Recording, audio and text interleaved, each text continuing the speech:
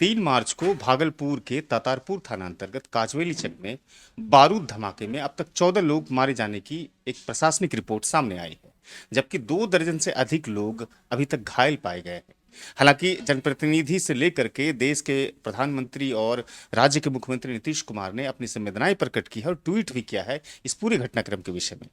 आज हमारे साथ लोक जनशक्ति पार्टी के प्रदेश महासचिव हैं मृणाल शेखर जी, और अमरपुर विधानसभा से कई बार विधानसभा के चुनाव वो लड़ चुके हैं और बहुत ही मुखर तरीके से मीडिया से बातचीत करते हैं और घटनाओं के विषय में बताते हैं। हालांकि मीडिया से संबोधन में इन्होंने पहले भी कहा है, सर्वोच्च जांच एजेंसी के माध्यम से जांच हो करके निष्पक्षतापूर्ण ये मामले और विस्फोट के कारण पता लगाया जाना बहुत जरूरी है, ताकि इस तरह से जो बार बार घटनाएं होती है शहर में वो रुक सके। सर, इतनी बड़ी घटनाएं आपने पहले भी कहा है कि देश की जो सर्वोच्च जांच एजेंसी है उसके द्वारा यहाँ पर जांच किया जाए, लेकिन तमाम तरह की गतिविधियों के बीच जनप्रतिनिधियों का आना जाना और जो राहत के लिए हर संभव कोशिश करना वहाँ पर लगातार जारी है। आज भी पवन यादव जो कहलगांव विधानसभा के विधायक हैं वो भी आए थे और साथ भी थे उनके। आप कैसे देखते हैं ऐसी घटनाओं को? देखिए, ये घटना मैं बिल्कुल भी इसको छोटी घटना नहीं मानता। मैं यहीं बैठा था, रात के करीब 11:35-40 हो रहे होंगे। प्रीति जी उधर बैठी थी, माँ उधर बैठी थी और धमाका हुआ। धमाका ऐसा था कि सब लोग हिल गए। बच्चे ऊपर से नीचे दौड़ कर डर के भागे। बगल वाले घर में जो एस्बेस्टस का वो चदरा था वो लगभग उड़ ही गया। पूरी कॉलोनी के लोग निकलकर सड़क पर आ गए और इसकी गूंज जो बातचीत से पता चली 3 किलोमीटर तक ये महसूस किया गया, धमाका और कंपन। और इसकी गूंज तो 5-6 किलोमीटर पूरे भागलपुर के लोगों ने महसूस किया इस धमाके को। अब बताइए कि ये कोई साधारण पटाखा, साधारण बारूद हो सकता है क्या?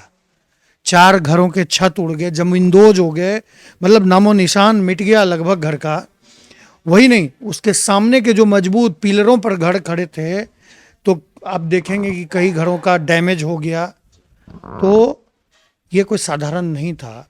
मैं तो मानता हूं कि ये आईडी विस्फोट हो सकता है, ये डेटोनेटर का इस्तेमाल हुआ होगा, इसमें जिलेटिन की छड़ें इस्तेमाल की गई होंगी, हुआ होगा। ये जांच का विषय है। आरडीएक्स का हो सकता है इस्तेमाल हुआ हो, वहाँ पर हो। ये कोई बड़ी साजिश इसके पीछे मकसद रहा हो, उसके पहले ही ये ब्लास्ट हो गया। हो सकता है कि कोई कहीं भागलपुरी नहीं, कहीं बिहार और देश के कोई इम्पोर्टेंट स्थल, कोई इम्पोर्टेंट व्यक्ति को, महत्वपूर्ण जगहों को, हो सकता है कि बड़ा टारगेट इससे हो सकता था कि हजारों जान माल की क्षति हो सकती थी। ये जांच का विषय है और इसको साधारण ढंग से हल्के में नहीं लेना चाहिए।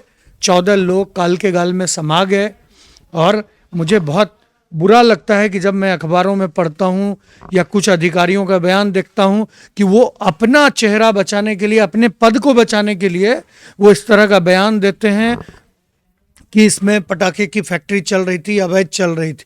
भाई, अवैध भी चल रही थी, किसकी किस रिस्पॉन्सिबिलिटी थी? आपको किस बात के तनख्वाह मिलते हैं? आप जो महीने महीने पैसे लेते हैं, किस चीज़ के लिए लेते हैं? आपको यही जिम्मेदारी तो दी जाती है जो आपको देखना है। और जो लोग, हाँ, और जो लोग भी जिम्मेदार हैं उन पर सख्त कार्रवाई होनी चाहिए। और मेरी तो मांग है कि ये जो 14 लोगों के मौत के लिए जो जिम्मेदार हैं उन पर हत्या का 302 का मुकदमा ऐसे अधिकारियों पर भी चलनी चाहिए। लेकिन सवाल ऐसे में ये भी है सर कि शहर के बीचों बीच घनी आबादी, एक मुख्य सड़क है, वहां पर इतनी व्यस्तम मार्ग है, बावजूद इस तरह से वहां पर कारोबार फल फूल रहा था और बदले में जब विस्फोट होता है तो महज एक दारोगा को सस्पेंशन दे दिया जाता है। देखिए, यही चीज़ तो है कि जिम्मेदारी। अब देखिए, मैं कहता हूं कि अब नरेंद्र मोदी जी तो नहीं आएंगे ना, नीतीश कुमार बिहार की सरकार चला रहे हैं, माननीय मुख्यमंत्री हैं, तो वो तो नहीं आएंगे ना। उन्होंने जिम्मेदारी दे रखी है कि वो संबंधित थानेदार, थाना क्षेत्र है तो संबंधित थानेदार की यह ड्यूटी बनती है कि वो, उनकी रिस्पॉन्सिबिलिटी है कि वो इन चीज़ों को देखें। जो खुफिया तंत्र है उनकी जिम्मेदारी है कि वो इस चीज़ों को देखें। और ये सिस्टम का फेलियर है कि 100 मीटर पर कोतवाली थाना है, 400-500 मीटर पर तातारपुर थाना है, वो मुख्य मार्ग है और वहाँ पर इतनी बड़ी, इतना बड़ा, और सबसे बड़ी दुख की बात तो उसी जगह पर पहले भी विस्फोट हुए हैं, कई लोग मरे हैं, फिर भी प्रशासन इन चीज़ों को कैसे इग्नोर कर सकता है? ये टोटली सिस्टम का फेल्योर है, प्रशासनिक विफलता है और सख्त कार्रवाई होनी चाहिए ऐसे लोगों पर। प्रशासन को अलर्ट भी किया गया था आईवी के द्वारा, जब नाथनगर में ऐसी घटनाएं जनवरी माह में घटी थी और लोग भी उसमें हताहत हुए थे। बावजूद प्रशासन नहीं चेता और इतनी बड़ी घटनाएं सामने आई हैं। लेकिन इस तरह से घटनाओं के बाद की जो समस्याएं उभर करके सामने आई हैं, अस्थायी रूप से शहर के लोग चाहते हैं कि निदान कैसे हो। इस तरह से बमबारी होना, लोगों की हत्याएं हो जाना, इस पर अंकुश कैसे लगेगा? इतनी बड़ी शहर है, ऐतिहासिक शहर है, लोग दुनिया भर में लोग जानते हैं इसे। देखिए, ये भागलपुर ये वही शहर है, हम लोगों ने 94 से एबीवीपी से यहाँ पर काम शुरू किया।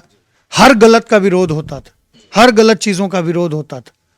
लेकिन मैंने देखा कि आज राजनीति जिस ओर करवट ले रही है, कहीं ना कहीं से पब्लिक भी इसके लिए जिम्मेदार है। आज लोग ऐसे ऐसे लोगों को चुनकर भेजते हैं जिनको सिर्फ अपने स्वार्थ से मतलब है। उनकी राजनीति ही इस पर टिकी हुई है कि उनको कैसे बने रहना पद पर। उनकी संवेदनाएं नहीं हैं। ये भागलपुर जिंदा लोगों का शहर था, हर गलत का विरोध होता था, आंदोलन होते थे। लेकिन जो हाल के दिनों, मेरा तो कार्य क्षेत्र अभी हाल के दिनों में बांका है, अमरपुर है, लेकिन जो हो सकता है वो हम लोग कर रहे हैं। लेकिन बासिंदा तो आप बासिंदा हैं हम लोग। अभी आपने जिस ओर ध्यान दिलाया, लगातार बम विस्फोट हो रहा है। नाथनगर में आईईडी विस्फोट हुआ, टिफिन बम का उपयोग हो रहा है, पेट्रोल बम का उपयोग हो रहा है। तो प्रशासनिक विफलता नहीं मानेंगे तो क्या मानेंगे इसको? और जांच के ही अधिकारी कैसे इसको कह दे रहे हैं कि पटाखा विस्फोट कैसे कर रहे हैं जब जांच हुई नहीं? और इतनी दूर तक इसकी गूंज सुनाई पड़ रही है, पूरा शहर थर्रा रहा है, पूरे लोग। मैं तो बिल्कुल मानने वाला नहीं हूं कि यह पटाखा का विस्फोट है। और मैंने मांग की है कि एनआईए से जांच हो, सेंट्रल एजेंसी जांच करे। कल भी हम लोग, परसों से ही घटनास्थल पर हम लोग हैं, जो बन पड़ रहा है वो कर रहे हैं लगातार। मैं और प्रीति जी दोनों ही व्यक्ति वहाँ पर लगातार जो भी बन पड़ सकता है हम लोग व्यक्तिगत एफर्ट से वो कर रहे हैं।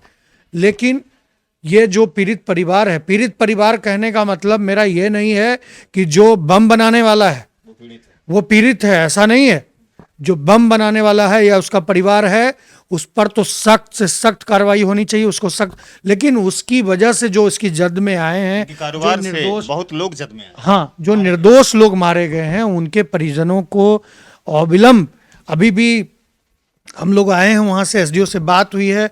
कल भी प्रीति जी ने डीएम और एसएसपी को कहा है कि भाई इनको तो तुरंत, जिनका छत ही उड़ गया तो उनको तो देने के। अब कह रहे हैं प्रशासन के लोग कि चावल दे देते हैं, गेहूं दे। अरे भैया, वो अभी गेहूं पिसाने कहाँ जाएगा? वो चावल का क्या करेगा? उसके घर में क्या चूल्हा है जो बनाने के लिए बैठेगा?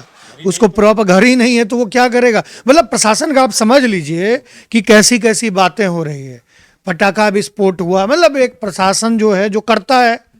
जैसे मैं उदाहरण देता हूँ कि किसी व्यक्ति की हत्या हो जाए और लगे प्रशासन को कि ये अब कुछ न कुछ आंदोलन होने वाला है, तो सबसे पहले उस व्यक्ति को किसी न किसी महिला का एंगल दिया जाता है कि इसका किसी लड़की से संबंध था, किसी महिला से अवैध संबंध। मतलब प्रशासनिक, मैं बताता हूँ, आप गौर कीजिएगा इन चीज़ों को जैसे भी, क्योंकि उसको दबाना है। एक तो वो व्यक्ति भी मारा गया, दूसरा उसके प्रति जो लोगों की संवेदना है वो भी मर जाए, तो प्रशासन तो यही काम करता है। तो प्रशासनिक जो काम है वो तो है, लेकिन हम लोग अपने एफर्ट से जो भी संभव है उसके लिए संघर्ष वो कर रहे हैं और करते रहेंगे। शुक्रिया सर बातचीत करने के लिए और बहुमूल्य समय। Thank you. तो ये मृणाल शेखर साहब थे, जो समाज सेवी हैं और साथ साथ में राजनेता भी हैं।